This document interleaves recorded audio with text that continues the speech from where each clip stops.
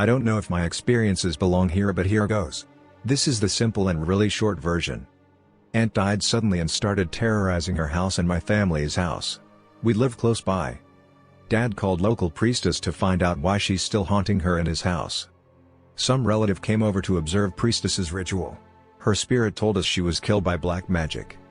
Everyone went, what the fuck? We knew she has sued some guy who has cheated her claim to a land and sold it to someone else. She said both worked together and employed witch doctors to kill her subtly. Dad was worried since he took over to claim the right to the land through court. Whole family might be killed. Family maid knows a guy can who help. The guy used to actually lived with us when he's a kid. The guy flew over and we brought to my late aunt's house the next day. He looked around and instantly asked if she was blind when she died. Yes, she was blind before she died. He also said that it actually wasn't her time to die and told us she was killed by black magic with supernatural help. Whole family was shocked. We didn't tell him anything, but everything he said was correct.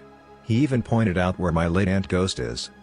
He noticed some weird energies around some trees around my aunt's house and asked if he could dig around. We helped him dig where he pointed and found some weird metal objects. Told us that weird negative beings are actually roaming around her house because of these metal objects. Probably for protection, although he said it can be harmful to us. Dad told him he always sees a large shadow where the metal was. Ran for his life every single time. Cleanse the whole area and make an invisible shield to protect the family from any negative magic or beings. Nothing negative can enter the area. Told us that for every good deed, charity or prayers done, the shield gets stronger. Thanked the guy profusely and he flies back. Fast forward a few months, I was getting ready for my college graduation. It was haze season that day. One day before graduation, I wasn't feeling well. Felt like I was choking and thought it was due to the haze. Can't sleep well due to feeling of being choked. Parents were worried as I was having trouble with breathing. Woke up feeling very weak. I can't even swallow my breakfast. Ended up puking in the toilet. Parents quickly realized something was very wrong and decided to call the previous guy who helped us. Lose consciousness as soon as I heard his voice. I didn't really black out, more like I could hear his voice but I couldn't control my body and my eyes wouldn't open. Suddenly start to laugh. It wasn't me, I knew I was possessed. Saw a really old lady in my mind. Fucking hell, I got angry. My body started thrashing and laughing uncontrollably. My dad, twice my size, had a hard time trying to restrain me. The guy told my mom to take a cup of water which he prayed over it. She gave my unconscious body to drink but was refused, badly. The guy told my dad to pinch my nose so my body is forced to drink the water. He started calling my name to return my soul to my body. Suddenly my body stopped thrashing but my dad saw that my eyes had gone completely white. Freaked me out when he told me. The guy told mom to put her fingers on my forehead while he started praying again. After an hour, I returned back to consciousness. The guy told us that it was lucky he was called quickly. If not, my soul would have drifted away from my body, taken by the old lady, said it was a malevolent spirit, and I would have ended up dead. Whole body aching and tired so I had no choice but to miss my graduation ceremony. Fucking ghost. After coming back, parents decided to ask the guy if he could come over to help us again. He said yes and we quickly booked a flight for him. He gave me a weird look the instant he saw me, but said nothing. I decided he would tell me later. After having a moment to rest, the guy then told us that the two guys who had killed my aunt sent a lot of negative energies, spirits, jinns, etc., toward the house. He noticed that I was depressed and stressed. It was due to my studies. I asked how did he know and he replied that the energy around me was very negative and so spirits were about to enter into me. He decided to communicate with the spirits inside me. Body goes unconscious again and starts vibrating suddenly. He manages to find one spirit in me and befriend it. He asks the spirit to show him if there are many spirits in the house. My head can only nod because it seems that this type of spirit can't talk human language but rather it growls and grunt. My body starts to move on its own with my eyes closed. The spirit points to each corner where there were ghosts etc. Some on the corner of my brother's room, some on his bed, one was on my bed and there was some on the ceiling of my parents' bedroom. The guy then told the spirit controlling my body to tell him where's the spirit's leader. My hand pointed up. Ordered the spirit to bring down the leader. My body suddenly sat up and, in my conscious mind, I felt like I was pulling something down. Now my body was taken over by the leader. The guy questions the leader and was able to befriend it. Finds out an imp is the leader. Asks the imp how the other spirits were able to enter into the house area since there's a shield protecting the area. Imp told him through the food that the whole family eats. The guy then asked the imp what is their purpose for coming here. And surprise surprise, it was to kill the whole family. Turns out we were given as sacrifice. The guy then asked the imp who sent them, and again, it's the two guys who cheated my late aunt. The guy decided that it was enough information and told the imp to leave my family alone and to get the other spirits away from my family or he will destroy them. Next morning, woke up possessed again. Brother found me just laying on the bed breathing heavily and crying. He woke the guy to try to help me to wake up.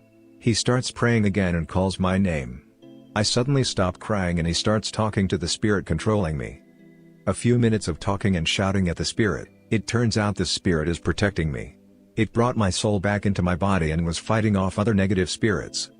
One by one, the guy found out that I had inherited my ancestors' protectors. My paternal side of the family has a long line of headhunters and priestess and thus they have acquired a lot spiritual protectors, mostly in animal shape.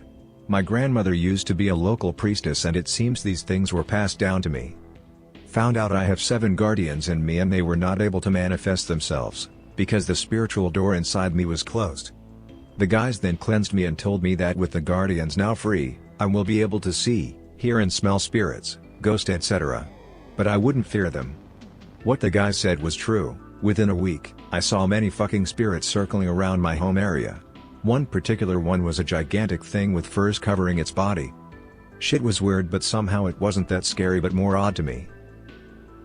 Dude, this is a crazy story. Where are you from? I'm a little paranoid of telling my location but yeah, Malaysia. Pretty sure spirits and ghosts are more aggressive in Southeast Asian countries. There is so much I want to ask. I guess for starters, did your dad win the legal proceedings to get the land back? Was that the last you heard of the 2 men who killed your aunt? I'm also interested in your father's side, and what sorts of practices and beliefs headhunters and priestesses have. Were you exposed to those beliefs as a child? Were you ignorant of them? And I'd love to hear of any specific sightings you had. You mentioned a giant, fur-covered creature. Can you go into greater detail about any of these? The court case is still ongoing. Both idiots kept on reappealing the case even though they kept losing. This is like the 5th time they reappealed. They wouldn't win though, unless they bribe the judge, since they don't have any strong evidence on the claim. This case has been going on for about 4 years now and that's why I'm getting tired of it.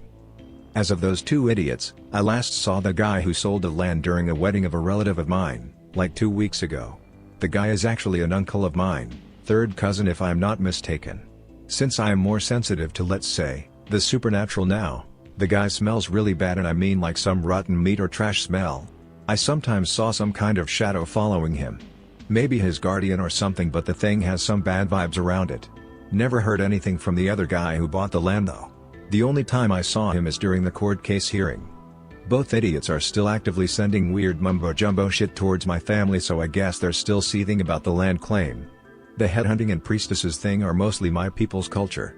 Olden days, the tribes believed that the more heads you posses, the more powerful you are spiritually. The heads can be used for protecting your property, wealth etc. since it is believed that the head contains the spirit of the dead. Of course, no one practices headhunting nowadays. The priestesses thing is more like the local shaman or witch doctor, curing sickness, contacting the dead, getting rid of evil spirits. My paternal grandmother loves to tell stuff about the spirit world. I mean shit, my family used to own 3 skeletal heads and 2 large urns that housed something. Every single morning, I would see grandma talking to these things and offering some food and drinks. Told me it was our family's guardian or something. She used to be a priestess though so I guess it's expected that she has these things. I remember vividly that if I had a stomachache, she would chant something, put her palm on my stomach and suddenly, my stomach didn't hurt anymore. Funny though, the spirits never bothered the family even after grandma passed away. As for spirit or ghost sighting, I have too many experiences to tell. Ever since my guardian spirits were let loose, I can see and sense spirits. I could see spirits, ghosts, jinns or whatever. The giant, fur-covered thing is just another example of a spirit I think, living near a large and old tree near my house area. It doesn't notice me. Probably thought I can't see it but it's there, minding its business. Shit, even in my workplace, there are some spirits or ghosts living there. They are just minding their own business, and the guardians inside me told me the spirits wouldn't bother me, so I just do my shit normally without thinking much of it. A workmate of mine, someone who could also see these things, would smile subtly at me when there's something behind or near other colleague. We find it pretty funny that no one else would notice these things but us. If I could, I would tell all of my experiences or knowledges I learned from the guy who frequently helped me with the supernaturals, but it will be too much to write. Here's a quick sketch of the fur-covered creature in on. It more or less looked like this.